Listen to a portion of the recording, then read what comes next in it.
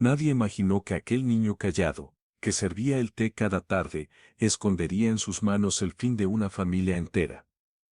Esta es la historia del esclavo que cambió la justicia por un sorbo de arsénico. Antes de seguir, escribe en los comentarios desde qué país nos ves, y suscríbete si quieres conocer el final de esta historia real que estremeció a toda Caracas. El sol de septiembre caía sobre la hacienda San Lorenzo como un manto de oro viejo, ese tipo de luz que promete belleza pero esconde sombras largas y secretos más largos aún.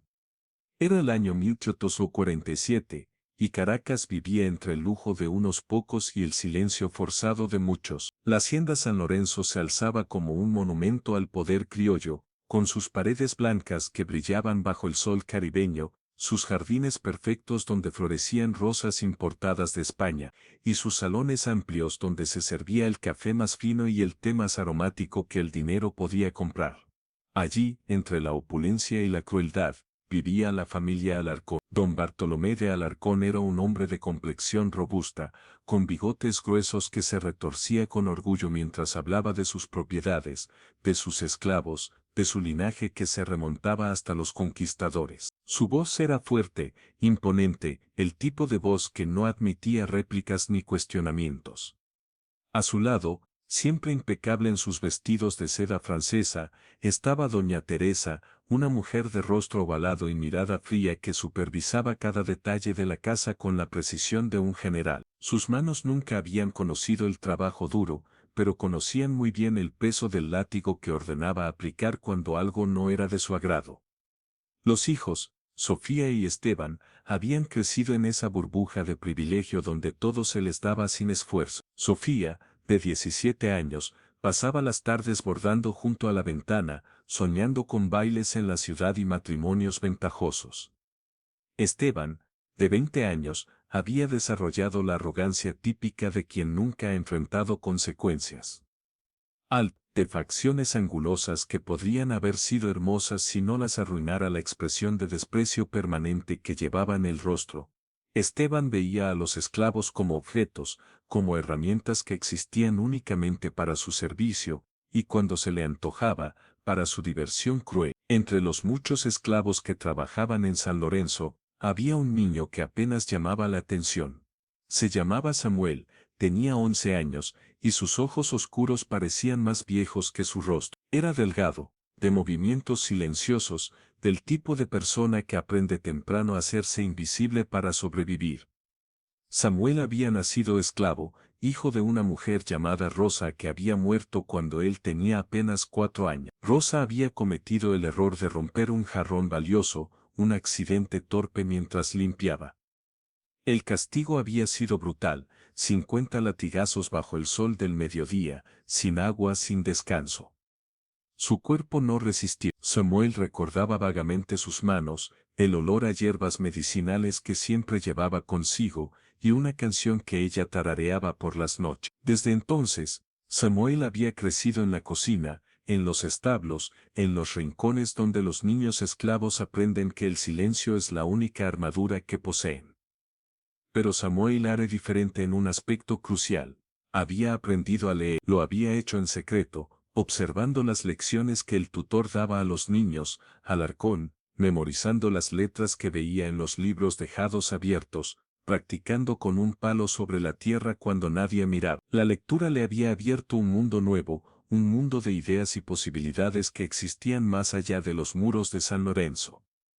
En la hacienda, Samuel era conocido como el niño silencioso que servía el té. Cada tarde, a las 5 en punto, cuando el sol comenzaba a descender y la brisa del valle traía un poco de alivio al calor, la familia Alarcón se reunía en el salón principal para su ritual sagrado, el té de la hacienda. Samuel era el encargado de prepararlo, de llevarlo en una bandeja de plata, de servir cada taza con las manos firmes y la cabeza baja. Los Alarcón ni siquiera lo miraban. Para ellos, Samuel era como el viento que movía las cortinas, como el canto de los pájaros en el jardín, algo que existía pero que no merecía atención. Pero Samuel los miraba a ellos. Samuel observaba todo. Observaba cómo don Bartolomé se servía 2 cucharadas de azúcar, cómo doña Teresa prefería el té con un toque de limón, cómo Sofía lo tomaba tibio porque le quemaba la lengua, como Esteban lo bebía de un trago, impaciente, siempre con prisa por terminar e ir a hacer quién sabe qué. Samuel observaba y guardaba silencio, y en ese silencio crecía algo que los Alarcón nunca imaginaron que un niño esclavo pudiera albergar. Inteligencia, memoria y una comprensión profunda de que el poder no siempre está en las manos que sostienen el látigo, sino a veces en las manos que sostienen la taza. La vida en San Lorenzo era un ciclo predecible de trabajo y dolor. Los esclavos se levantaban antes del amanecer, cuando el cielo aún era una mancha gris y las estrellas no habían terminado de apagarse. El día comenzaba con las campanas que don Bartolomé hacía repicar para marcar el inicio de la jornada. 16 horas de trabajo bajo el sol o dentro de la casa, según la tarea asignada. Los campos de caña se extendían hasta donde alcanzaba la vista, y allí los hombres y mujeres trabajaban encorvados, con las manos sangrantes y las espaldas rotas. En la casa grande, los esclavos domésticos limpiaban, cocinaban, lavaban, atendían cada capricho de los amos con la rapidez que el miedo proporciona. La comida era escasa, una sopa aguada al mediodía, pan duro por la noche. Los castigos eran frecuentes y variados. Un plato mal servido podía significar un día sin comer. Una palabra pronunciada en el momento equivocado podía costar 10 latigazos. Una mirada demasiado directa, una que no bajara los ojos con suficiente rapidez, podía resultar en la marca del hierro caliente. Los Alarcón gobernaban su pequeño reino con la certeza absoluta de que era su derecho divino hacer con sus esclavos lo que se les antojara. Samuel había aprendido a navegar ese mundo de violencia cotidiana. Había aprendido a anticipar los estados de ánimo de los amos, a leer las señales que precedían los castigos, a hacerse tan pequeño y silencioso que a veces pasaban días sin que nadie se diera cuenta de su presencia. Pero había alguien en San Lorenzo que no podía volverse invisible por más que lo intentara, alguien cuya belleza misma era su condena. Su hermana mayor, Lucía. Lucía tenía 17 años, la misma edad que Sofía Alarcón, pero mientras Sofía pasaba sus días entre bordados y siestas, Lucía trabajaba desde el alba hasta la noche. Era esclava doméstica, asignada a limpiar los dormitorios, a cambiar las sábanas, a pulir los espejos hasta que no quedara ni una mancha. Lucía era hermosa a pesar del trabajo duro, a pesar de la ropa raída y las manos ásperas. Tenía los ojos del mismo tono oscuro que Samuel, pero en ella brillaban con una luz que todavía no se había apagado del todo. Samuel la adoraba. Ella era lo único que le quedaba de familia, la única persona en todo San Lorenzo que lo trataba con ternura, que le guardaba un pedazo extra de pan cuando podía, que le susurraba por las noches que algún día, de alguna manera, las cosas serían diferentes. Pero Esteban Alarcón había notado a Lucía. Y cuando los hombres como Esteban Alarcón notan a una esclava, no hay Dios ni ley que la proteja. Todo empezó un martes de agosto, cuando el calor era tan denso que parecía sólido. Samuel estaba en la cocina ayudando a pelar papas cuando escuchó el grito. Venía del segundo piso, de la habitación de Esteban. Era un grito ahogado, cortado, el tipo de sonido que hace a alguien a quien le tapan la boca a la fuerza. Samuel dejó caer el cuchillo y corrió escaleras arriba, su corazón latiendo tan fuerte que pensó que se le saldría del pecho. Llegó justo a tiempo de ver cómo Esteban cerraba la puerta de su habitación, abotonándose la camisa con una sonrisa satisfecha en los labios. Cuando Esteban vio a Samuel, esa sonrisa se amplió. Vuelve a la cocina, negro, dijo con voz perezosa, esto no es asunto tuyo. Samuel no se movió, la puerta se abrió lentamente, y Lucía salió. Su vestido estaba rasgado, su rostro lleno de lágrimas, sus ojos miraban sin ver. Samuel corrió hacia ella, pero Lucía lo apartó con suavidad, como si estuviera hecha de cristal y temiera romperse. Bajó las escaleras como un fantasma, y Samuel la siguió, impotente, con las manos temblando de rabia y miedo. Esa noche, Lucía no habló. Se sentó en su catre en el cuarto de esclavos y se quedó mirando la pared hasta que amaneció. Y así comenzó la pesadilla. Esteban Alarcón había descubierto un nuevo juego, y Lucía era su juguete favorito. 2 veces por semana, a veces 3, Esteban la llamaba a su habitación. Las excusas eran variadas, que limpiara las ventanas, que organizara su armario, que le llevara agua fresca. Y cada vez, Samuel veía cómo su hermana entraba entera y salía rota. Lucía dejó de comer. Sus ojos perdieron aquella luz que Samuel tanto amaba. Su piel se volvió grisácea, sus movimientos lentos. Era como ver a alguien morir poco a poco, y lo peor era que nadie hacía nada. Los otros esclavos bajaban la mirada, susurraban oraciones inútiles. Los amos ni se enteraban o si lo hacían, no les importaba. Así era el mundo en 1847, así había sido siempre. Los amos tomaban lo que querían, y los esclavos lo soportaban. Samuel intentó hablar con el capataz, un hombre llamado Rodrigo, que tenía fama de ser menos cruel que otro. Mi hermana está enferma, dijo Samuel, eligiendo las palabras con cuidado, necesita descanso. Rodrigo lo miró con algo parecido a la compasión, pero sacudió la cabeza. No puedo hacer nada, muchacho. Las órdenes vienen de arriba. Samuel intentó hablar con la cocinera, con el jardinero, con cualquiera que escuchara. Nadie podía ayudar. Nadie quería arriesgar su propio pellejo. Entonces, una mañana de septiembre, Samuel bajó a despertar a Lucía para el trabajo y la encontró fría en su cama. Había muerto durante la noche, tan silenciosamente como había vivido los últimos meses. El médico que llamaron dictaminó fiebres, pero Samuel vio las marcas en su cuello, los moretones en sus brazos, el vacío en sus ojos abiertos que miraban hacia un techo que nunca volvería a ver. En la hacienda San Lorenzo, la muerte de una esclava no era noticia, fue enterrada esa misma tarde en un rincón del campo, sin cruz, sin ceremonia, solo un montículo de tierra que Samuel prometió nunca olvidar. Esa noche, Samuel se quedó sentado junto a la tumba improvisada de Lucía hasta que salieron las estrellas. No lloró, aunque sentía que debería. El llanto requiere esperanza, requiere creer que las lágrimas pueden limpiar algo, cambiar algo, y Samuel ya no creía en nada de eso. En cambio, en el silencio de esa noche tropical, con el canto de los grillos como única compañía, Samuel hizo una promesa. No la pronunció en voz alta, porque las promesas importantes no necesitan palabras. La grabó en su corazón como quien graba su nombre en piedra. Los Alarcón pagarían. No sabía cómo, no sabía cuándo, pero pagarían cada lágrima que Lucía había derramado, cada humillación que había soportado, cada pedazo de dignidad que le habían arrebatado.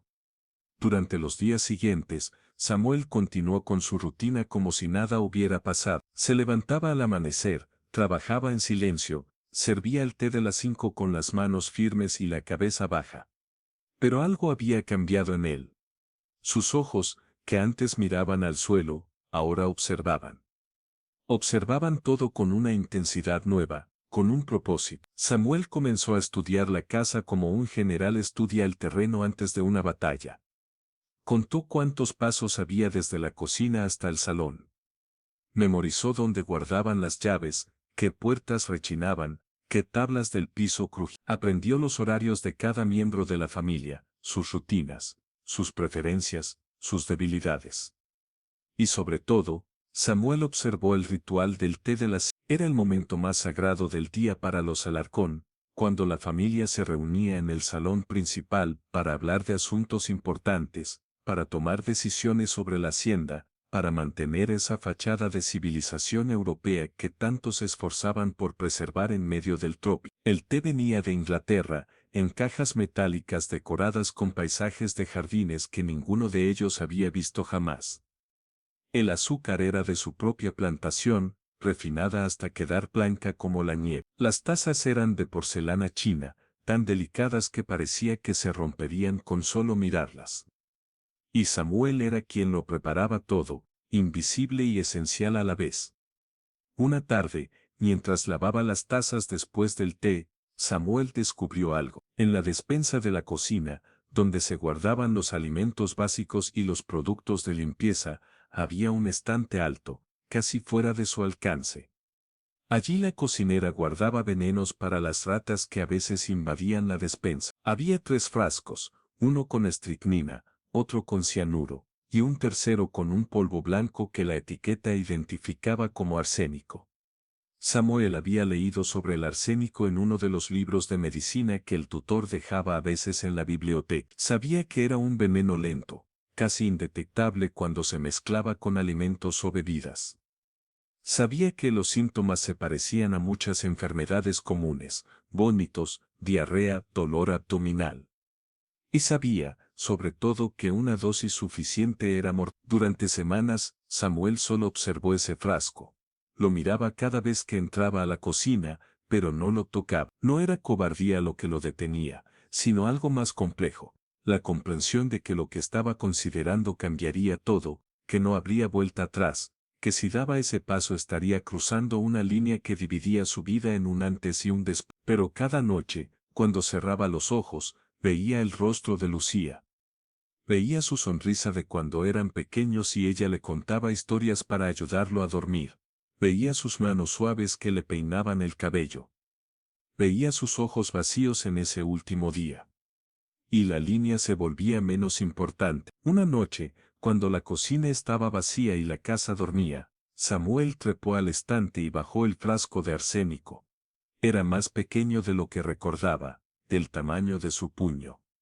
Lo abrió con cuidado, y el polvo blanco brilló a la luz de la luna que entraba por la ventana. Parecía harina, parecía azúcar, parecía inocente.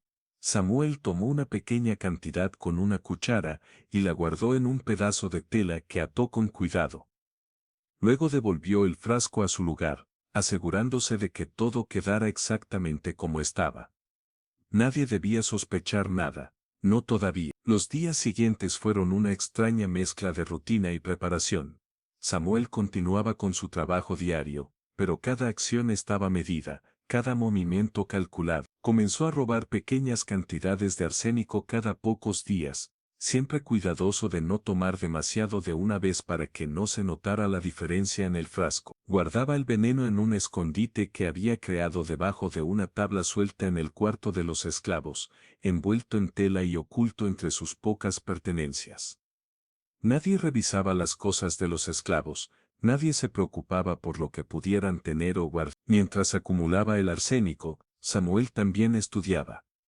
Leyó todo lo que pudo encontrar sobre venenos en los libros de la biblioteca cuando tenía oportunidad de estar solo en la habitación mientras limpiaba. Aprendió sobre dosis letales, sobre síntomas, sobre el tiempo que tardaba en hacer efecto. Descubrió que el arsénico era especialmente peligroso porque no tenía sabor fuerte cuando se mezclaba en pequeñas cantidades con alimentos o bebidas, especialmente en cosas dulces o con sabores intensos como el. Descubrió que los síntomas podían aparecer en media hora o hasta en 2 horas después de la ingesta, dependiendo de la cantidad. Y descubrió que una familia entera podría morir en cuestión de horas si la dosis era suficiente. El niño esclavo que había sido Samuel estaba transformándose en algo diferente. No era más fuerte físicamente, no era más grande ni más imponente. Pero había en él una determinación de acero, una frialdad calculada que asustaba incluso a los otros esclavos. Dejó de hablar casi por completo. Ya no lloraba por las noches. Su rostro se volvió una máscara perfecta, inexpresiva, que no revelaba nada de lo que hervía en su interior. Los otros esclavos susurraban que el dolor lo había roto, que había perdido la razón después de la muerte de Lucía. Y quizás tenían razón, pero no de la manera que imaginaban. Samuel no estaba roto, estaba enfocado. Cada parte de su ser, cada pensamiento, cada latido de su corazón, estaba dedicado a un solo propósito: justicia. El calendario avanzaba, y Samuel esperaba el momento perfecto. No podía ser cualquier día, no podía ser una ocasión común. Tenía que ser un día especial, un día que los Alarcón recordaran, si es que les quedaba tiempo para recordar algo. Y entonces llegó la noticia: don Bartolomé había cerrado un negocio importante, la venta de una parte de sus tierras a otro hacendado por una suma considerable. Para celebrar, había decidido organizar una reunión familiar especial, un té dominical, donde anunciaría sus planes de expandir la hacienda y comprar más esclavos. El domingo 12 de septiembre de 1847 sería un día de celebración en San Lorenzo. Sería el día perfecto. Samuel comenzó los preparativos con días de anticipación, Revisó sus reservas de arsénico y calculó las cantidades exactas que necesitaría para cada taza. 4 tazas, 4 dosis mortales. Practicó en secreto cómo disolvería el polvo en el té, cómo se aseguraría de que no quedaran residuos visibles, cómo mantendría las manos firmes cuando sirviera. No podía permitirse ni un solo error. Una mano temblorosa, una mirada sospechosa, cualquier señal de nerviosismo podría arruinarlo todo. Así que practicaba por las noches, con agua y azúcar, mezclando, sirviendo, hasta que el movimiento fuera tan natural como respirar. El sábado por la noche Samuel no durmió. Se quedó despierto en su catre, mirando el techo de madera carcomida, pensando en todo lo que había conducido a ese momento.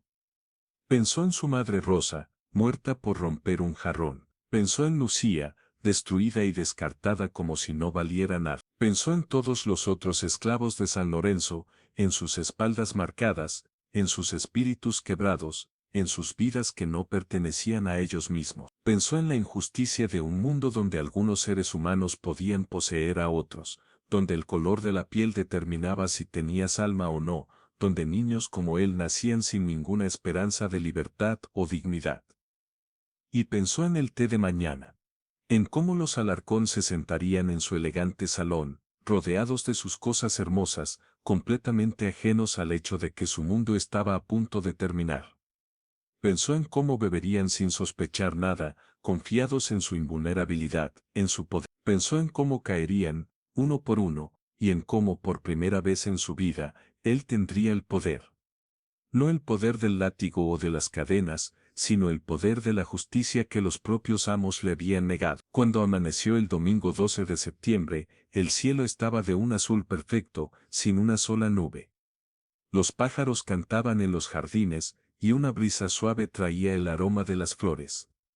Era el tipo de día hermoso que hace que la gente sonría sin razón, que promete que todo estará bien. Samuel se levantó temprano, se lavó la cara con agua fría de la palangana, y se vistió con su uniforme de servicio, pantalones oscuros, camisa blanca, los zapatos viejos pero limpios que le habían dado el año anterior. Se miró en el pequeño trozo de espejo roto que compartían los esclavos y vio su propio rostro, un niño de 11 años con ojos que ya no eran de niño. La mañana transcurrió en preparativo. La cocinera, una mujer mayor llamada Juana que había sido esclava toda su vida, estaba ocupada preparando pasteles y empanadas para el té especial. No notó cuando Samuel revisaba los ingredientes, cuando separaba el azúcar en 2 recipientes diferentes, cuando sus manos se movían con precisión ensayada 1000 veces. Los otros esclavos domésticos estaban ocupados limpiando el salón, arreglando flores en los jarrones, asegurándose de que todo estuviera perfecto para los amos. Nadie prestaba atención al niño callado que preparaba el té. A las 4 de la tarde, Samuel comenzó el proceso. Puso agua a hervir en la cocina, usando la misma tetera de plata que se usaba siempre para el té de los amos. Mientras el agua se calentaba, preparó la bandeja. 4 tazas de porcelana china, cada una con su platillo, 4 cucharillas de plata, el azucarero, la jarrita de leche, el plato con rodajas de limón.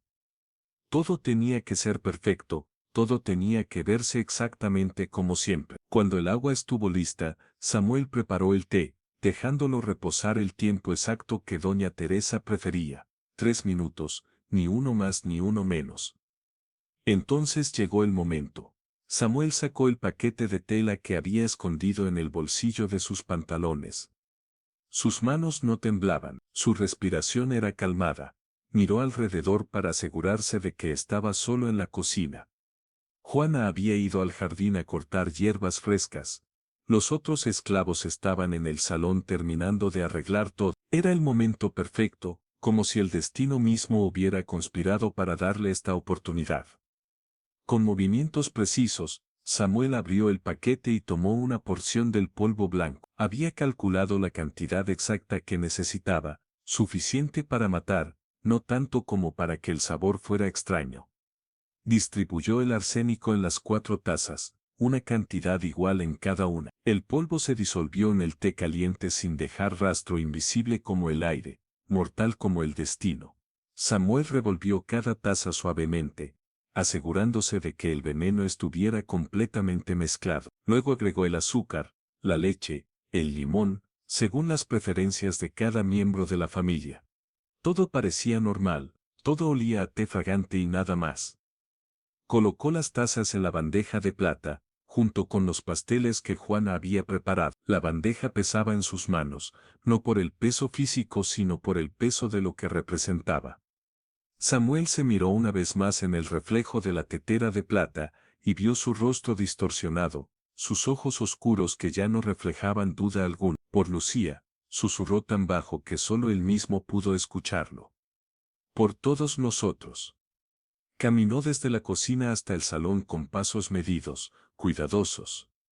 El pasillo parecía más largo que nunca. Cada paso resonaba en sus oídos como el tic-tac de un reloj que marcaba el final de algo. Cuando llegó a la puerta del salón, se detuvo un momento, respiró profundo, y entró. La familia Alarcón estaba reunida como siempre.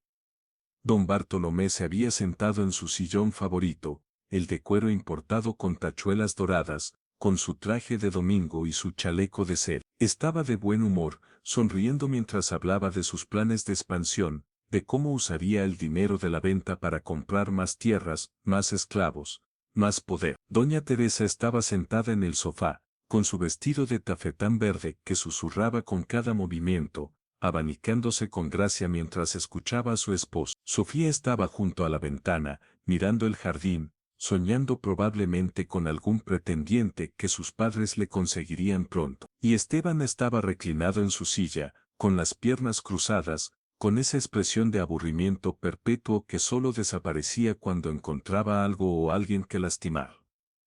Ah, el té, dijo don Bartolomé cuando vio entrar a Samuel. Justo a tiempo. Samuel colocó la bandeja en la mesa baja de caoba que estaba en el centro del salón. Con movimientos que había perfeccionado durante años, comenzó a servir. Primero la taza de don Bartolomé, con 2 cucharadas de azúcar, sin leche. Luego la de doña Teresa, con limón y un poco de leche. La de Sofía, tibia, con mucha azúcar. Y finalmente la de Esteban, fuerte y sin endulzar. Cada taza fue colocada en su lugar correspondiente, frente a cada miembro de la familia. Los Alarcón hablaban entre ellos, riendo, planeando, completamente ajenos al niño esclavo que los servía, completamente inconscientes de que estaban a minutos de sus últimas palabras. ¿Algo más, don Bartolomé?, preguntó Samuel con la voz baja y respetuosa que siempre usaba. No, retírate, respondió don Bartolomé sin siquiera mirarlo, haciendo un gesto displicente con la mano. Samuel dio un paso atrás, hizo una pequeña reverencia como se le había enseñado, y salió del salón. Pero no se fue lejos, se quedó en el pasillo, oculto detrás de una columna desde donde podía ver sin ser visto. Tenía que saber, tenía que ver. Don Bartolomé fue el primero en tomar su taza. Un brindis, dijo levantando la porcelana, por el futuro de San Lorenzo, por nuestra familia, por nuestra fortuna. Los otros levantaron sus tazas también, sonriendo. Y bebieron. Todos bebieron. Samuel vio cómo los labios de don Bartolomé tocaban el borde de la taza, cómo su garganta se movía al tragar. Vio cómo doña Teresa tomaba un sorbo delicado, cómo Sofía bebía con prisa porque el té estaba en la temperatura perfecta, cómo Esteban vaciaba media taza de un trago. El té con arsénico entraba en sus cuerpos, invisible, implacable, iniciando un proceso que ya no podía detenerse. Excelente té hoy, comentó don Bartolomé. Juana se ha superado. La conversación continuó. Hablaron de negocios, de política, de vecinos. Pasaron 5 minutos, 10 minutos. Samuel esperaba, su corazón latiendo con fuerza pero su exterior perfectamente calmado. Los Alarcón terminaron su té y pidieron más pasteles. La vida continuaba para ellos como siempre, sin saber que el reloj ya había comenzado su cuenta regresiva. Fue don Bartolomé quien sintió los primeros síntomas. Habían pasado unos 40 minutos desde que bebió el té. Estaba en medio de una frase sobre las próximas cosechas cuando se detuvo abruptamente.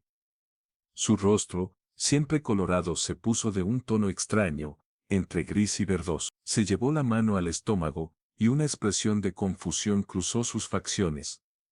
«Me siento extraño», murmuró. «¿Qué te pasa, querido?», preguntó doña Teresa, y entonces ella también sintió el primer retortijón. Fue como si algo la golpeara desde dentro, un dolor súbito y violento que le arrancó un jadeo. La taza que sostenía cayó al suelo, rompiéndose en pedazos sobre la alfombra persa. Sofía se puso de pie alarmada, pero el movimiento fue un error. El mareo la golpeó como una ola, y tuvo que agarrarse del respaldo de la silla para no caer. «Mamá», dijo con voz débil, «me duele todo». Esteban, el más fuerte de todos, intentó mantener la compostura. «Es algo que comimos», dijo, aunque su voz sonaba forzada. «Llamaré al médico». Pero cuando trató de ponerse de pie, sus piernas no respondieron correctamente. Cayó de rodillas, sujetándose el estómago, su rostro contorsionado por el dolor. Lo que siguió fue un caos de gritos y agonía.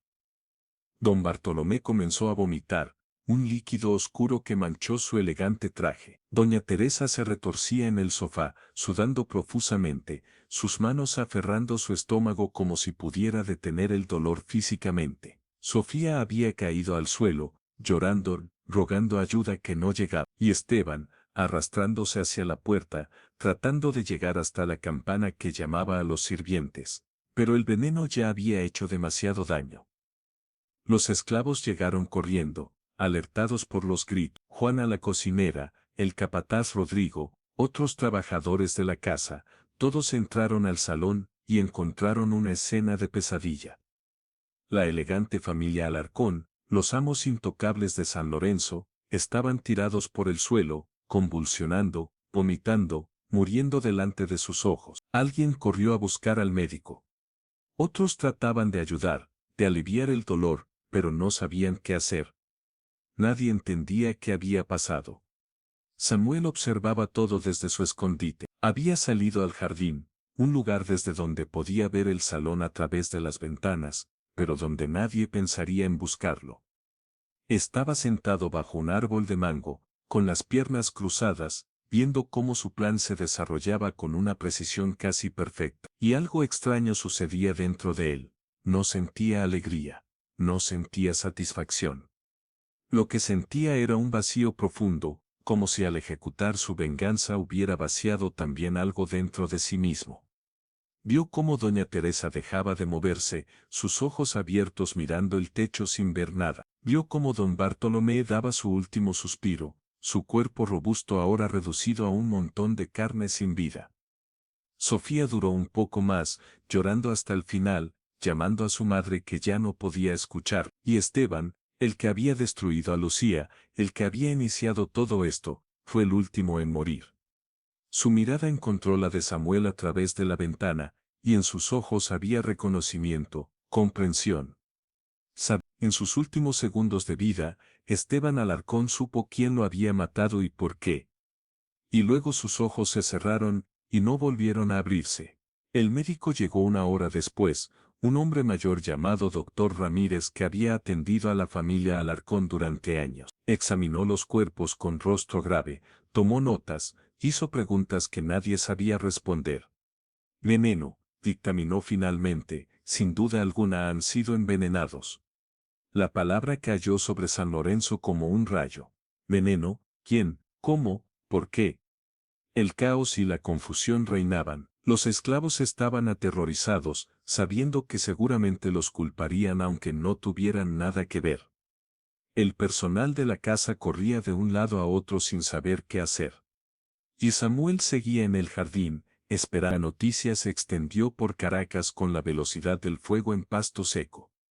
Una familia entera, los Alarcón de San Lorenzo, muertos en su propio salón, después del té de la tarde. La ciudad quedó conmocionada. Los Alarcón no eran cualquier familia, eran parte de la élite criolla. Poderosos, conectados, respetados. Si ellos no estaban a salvo en su propia casa, ¿quién lo estaba? Se enviaron mensajes urgentes a las autoridades. El juez más importante de Caracas se dirigió personalmente a San Lorenzo para investigar.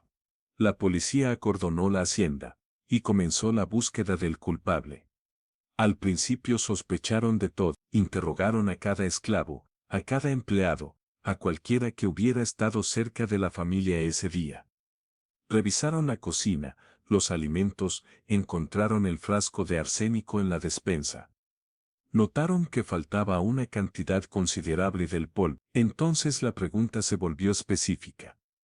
¿Quién tenía acceso a ese veneno? ¿Quién podría haberlo puesto en el té? La cocinera Juana fue la primera sospechosa, pero ella juró sobre la Biblia que no había tocado el té, que Samuel había sido quien lo preparó. Todos los ojos se volvieron hacia el niño esclavo silencioso que había servido el té a los amos. Samuel no intentó huir. Esa misma noche, cuando los guardias vinieron a buscarlo, lo encontraron en su catre, acostado boca arriba, mirando el techo como si contara las estrellas a través de las grietas de la madera.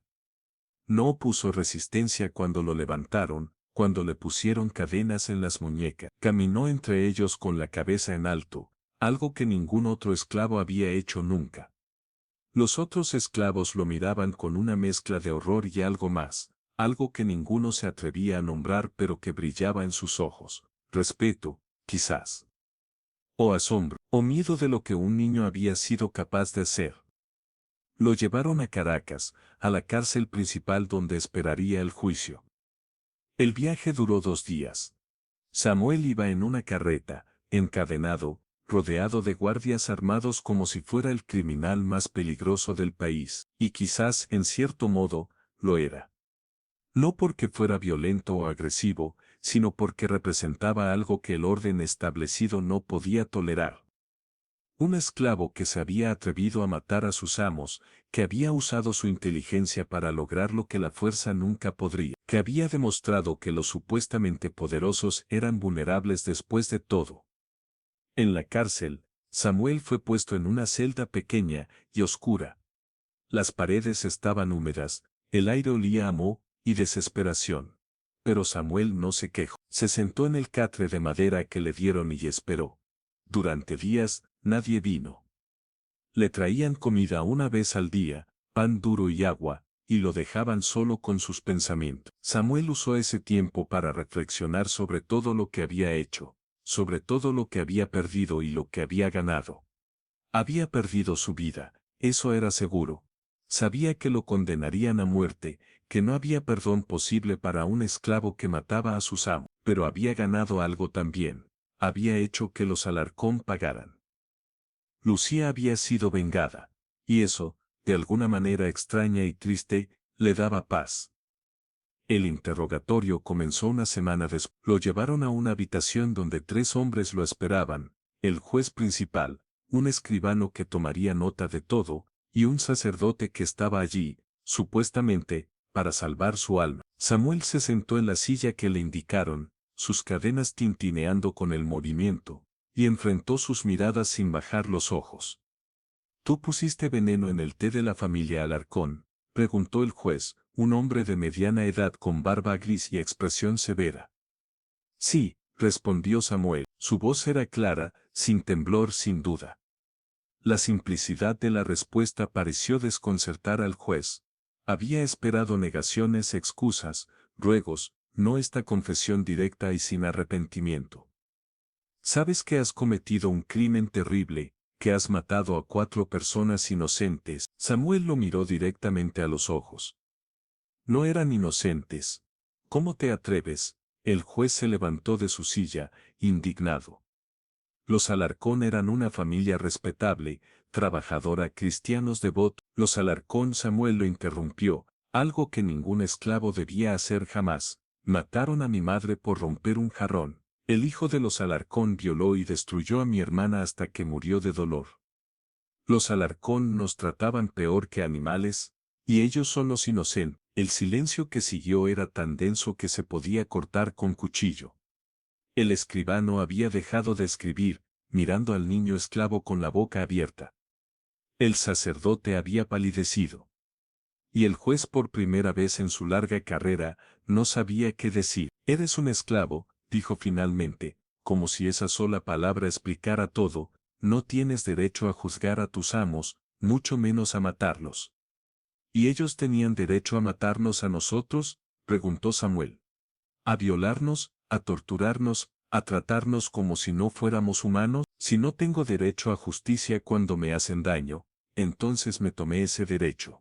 No fue odio. Fue justicia para mi hermana. Fue justicia para todos los que sufren y nadie escucha. El juez ordenó que se lo llevaran de vuelta a su celda. Necesitaba tiempo para pensar, para consultar con otros, para decidir cómo manejar este caso que estaba volviéndose más complicado de lo esperado, porque las palabras de Samuel habían tocado algo incómodo, algo que la sociedad de Caracas en 1847 no quería examinar demasiado de cerca. La contradicción fundamental de un sistema que predicaba cristianismo y civilización, mientras trataba a seres humanos como propiedad. La noticia del juicio se esparció por toda la ciudad.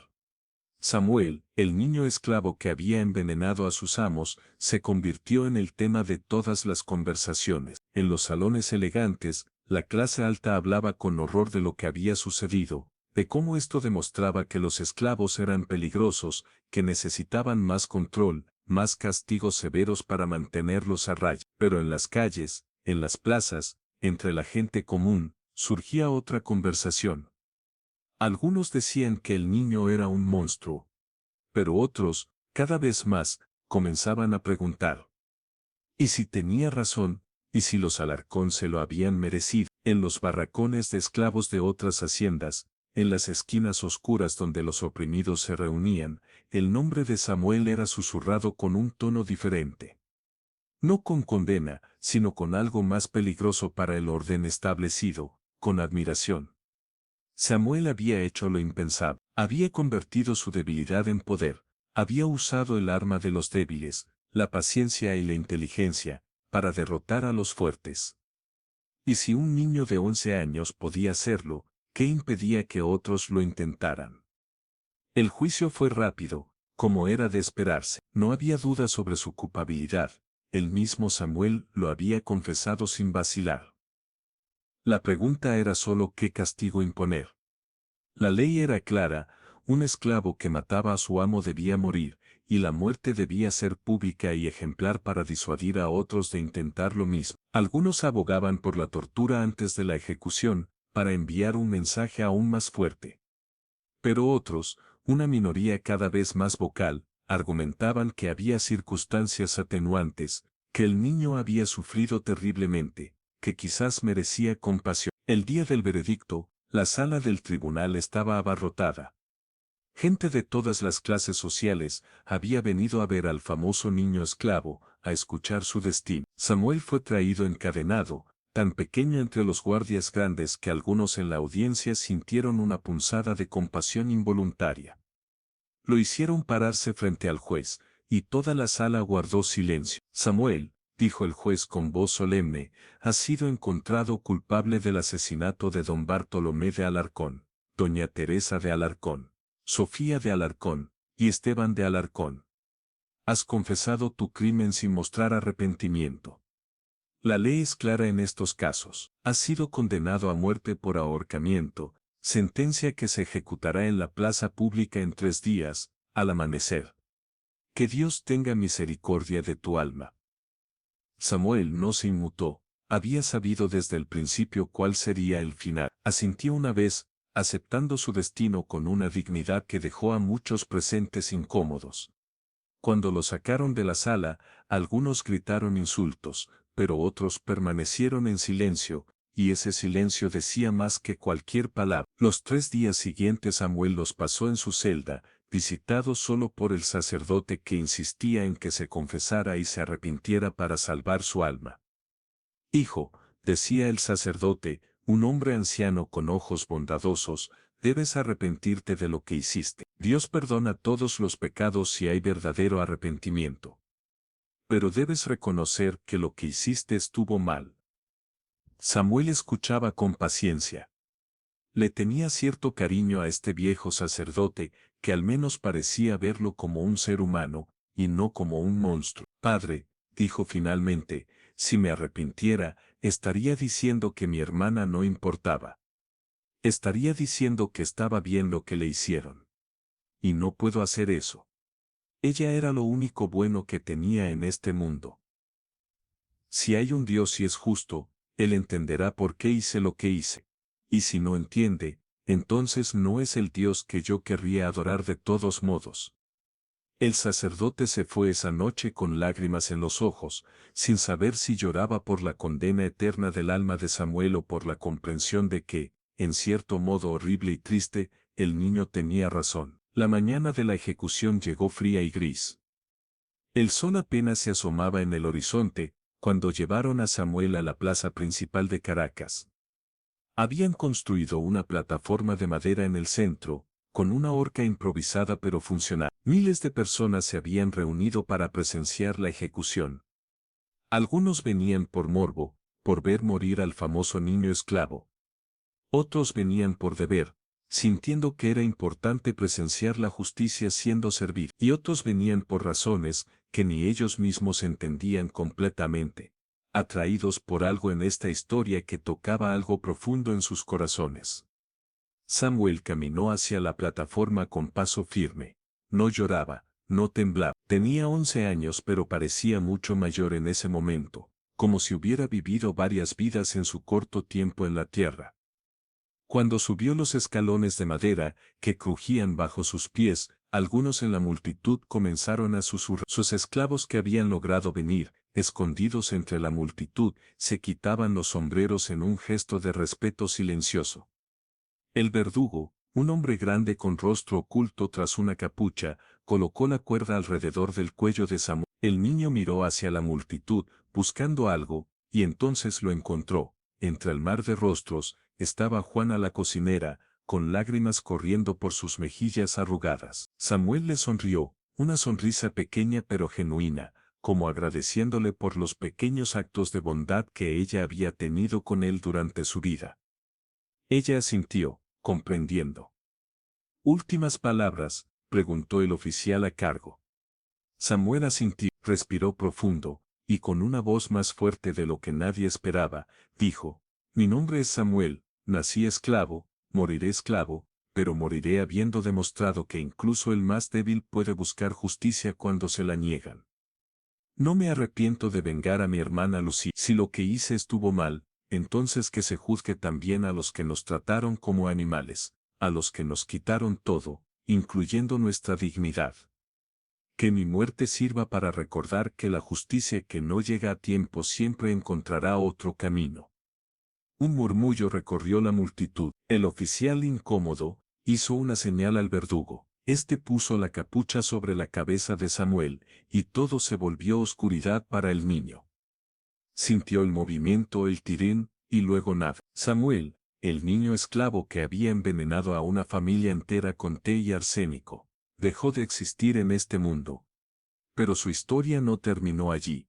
En las semanas y meses que siguieron, algo extraño comenzó a suceder en Caracas y sus alrededores. La historia de Samuel se extendió como fuego en el viento. Los esclavos la contaban en susurros por las noches, transformándola en leyenda, en canción en sí. El niño que se había atrevido a hacer lo impensable, que había usado su inteligencia contra aquellos que lo consideraban inferior, se convirtió en una figura casi mítica.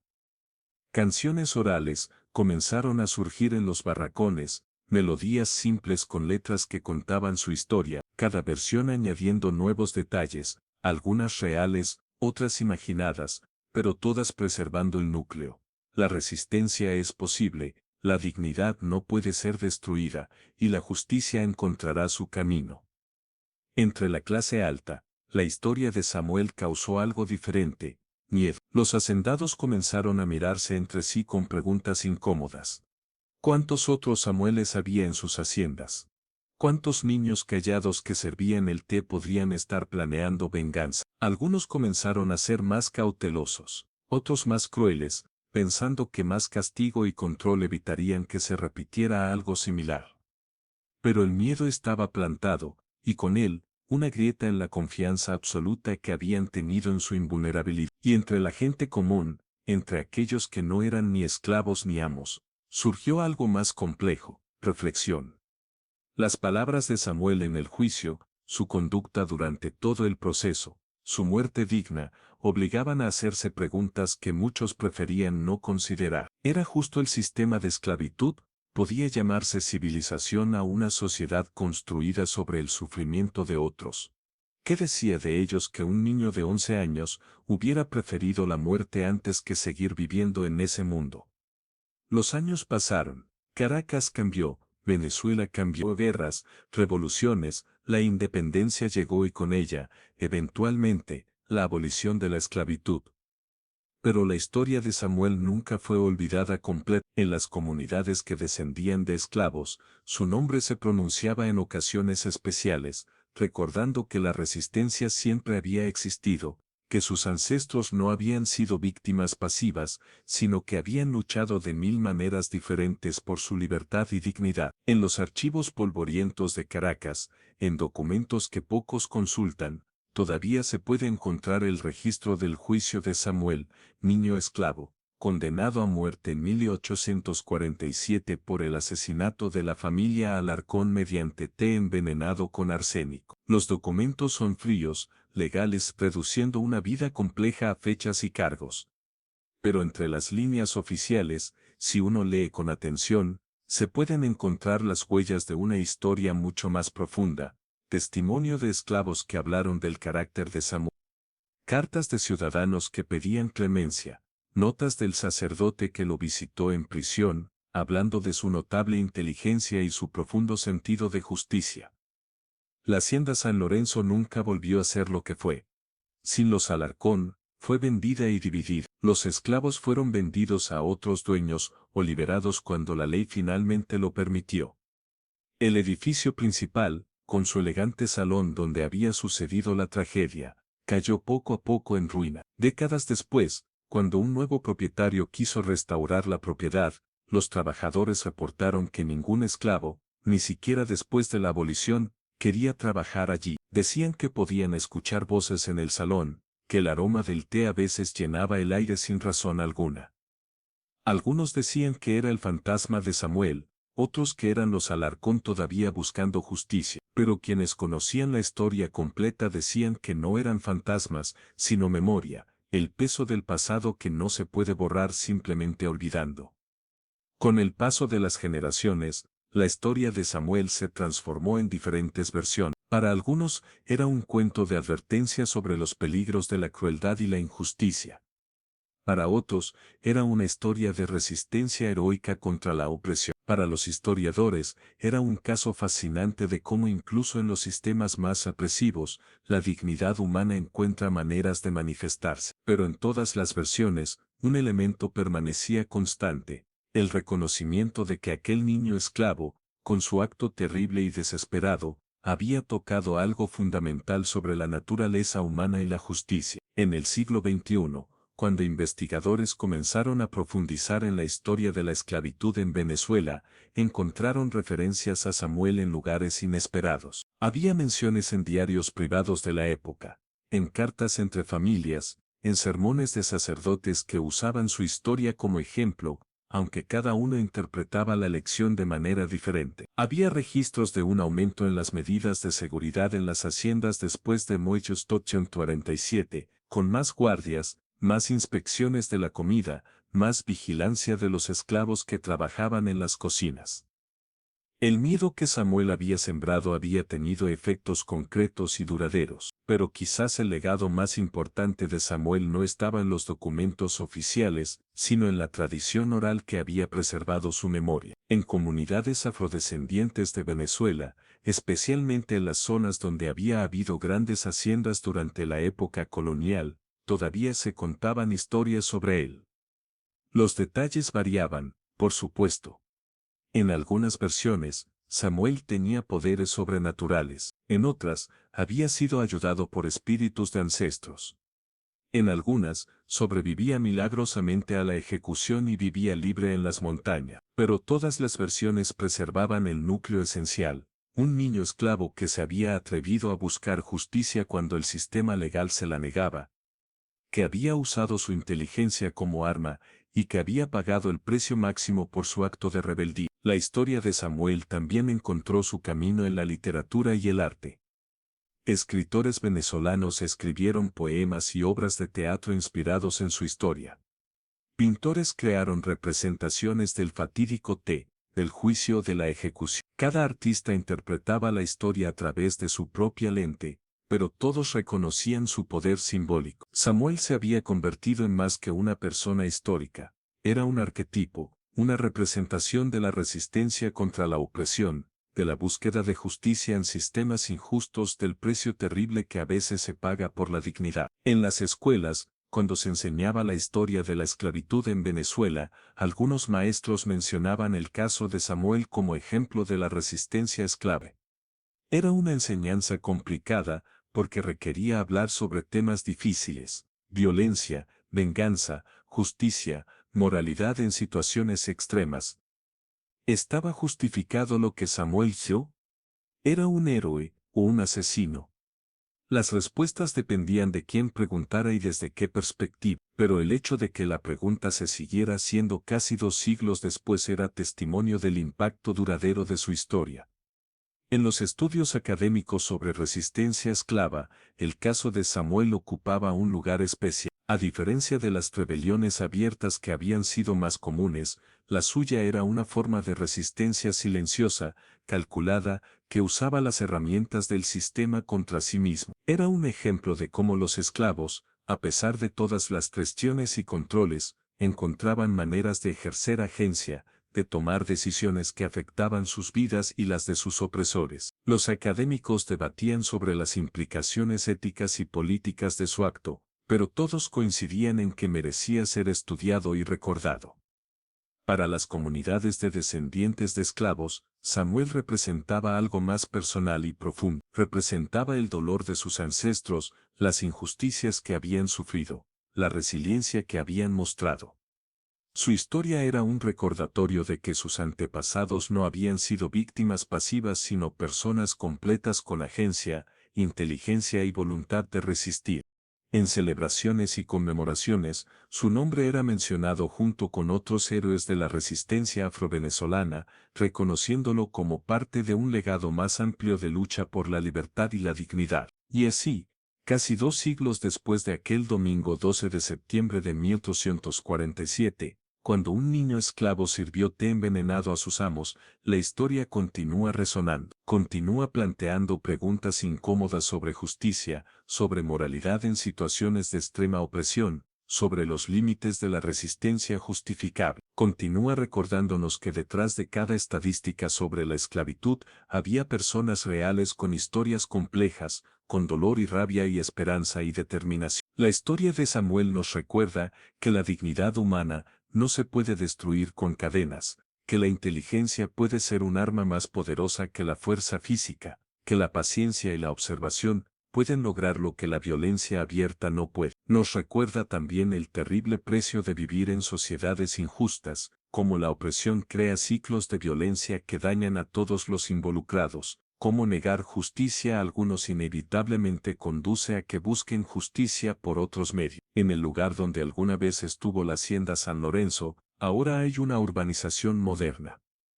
Las familias que viven allí probablemente no conocen la historia de lo que sucedió en ese terreno hace casi 2 siglos. Pero la tierra recuerda.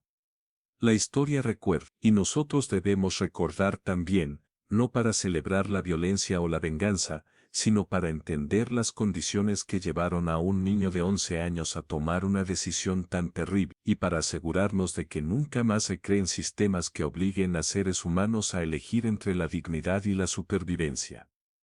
La última imagen que debemos llevar de esta historia no es la de Samuel en la horca, ni la de los Alarcón muriendo en su salón. Es la imagen de un niño sentado junto a la tumba improvisada de su hermana, haciendo una promesa en silencio.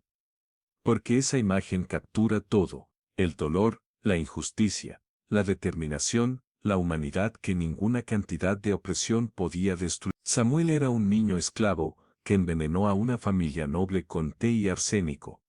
Sí, pero era también un hermano que amaba a su hermana, un ser humano que anhelaba dignidad, un símbolo de resistencia que se negó a ser quebrado. Su historia nos desafía a preguntarnos, ¿qué haríamos nosotros en su lugar? ¿Hasta dónde llegaríamos por justicia cuando todos los caminos legales están cerrados? ¿Cómo juzgamos las acciones de aquellos que vivieron en circunstancias que afortunadamente muchos de nosotros nunca experimentaremos? No hay respuestas fáciles, y quizás esa es la lección más importante. La historia de Samuel vive porque nos obliga a confrontar estas preguntas difíciles, a examinar nuestras propias creencias sobre justicia, moralidad y humanidad. Y así, en las noches silenciosas cuando el viento sopla por las calles de Caracas, algunos dicen que todavía se puede escuchar un susurro, una canción vieja, que habla de un niño valiente que se atrevió a buscar justicia. La canción habla de té y arsénico, de dolor y venganza, pero sobre todo habla de algo indestructible,